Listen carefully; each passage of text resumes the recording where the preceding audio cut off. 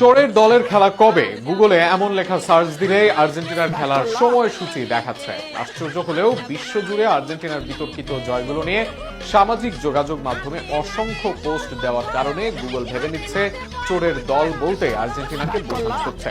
আশ্চর্যজনক এই ঘটনা নিয়ে থাকছে প্রতিবেদন। গুগলে চোরের দলের ফুটবল খেলা কবে লিখে সার্চ করলেই সার্চ ফলাফলের শীর্ষে ভেসে উঠছে 2026 ফিফা বিশ্বকাপের সেমিফাইনালে আর্জেন্টিনা ও ইংল্যান্ডের ম্যাচের তথ্য। বিষয়টি সামাজিক যোগাযোগ মাধ্যমে ব্যাপক আলোচনার জন্ম দিয়েছে। অনেকে বিস্ময় প্রকাশ করেছেন, আবার অনেকে এটি নিয়ে মিম, ট্রল বা ব্যঙ্গাত্মক পোস্ট শেয়ার করছেন। তবে এটি গুগলের কোনো আনুষ্ঠানিক নামকরণ বা অবস্থান নয়। গুগল কখনোই কোনো দলকে এ ধরনের নামে চিহ্নিত করেনি, বরং দীর্ঘদিন ধরে সামাজিক যোগাযোগ মাধ্যমের বিভিন্ন প্ল্যাটফর্মে আর্জেন্টিনাকে উদ্দেশ্য করে বিপুল সংখ্যক ট্রল, মিম, ভিডিও পোস্ট এবং মন্তব্যে চোরের দল শব্দটি ব্যবহার হয়ে আসছে।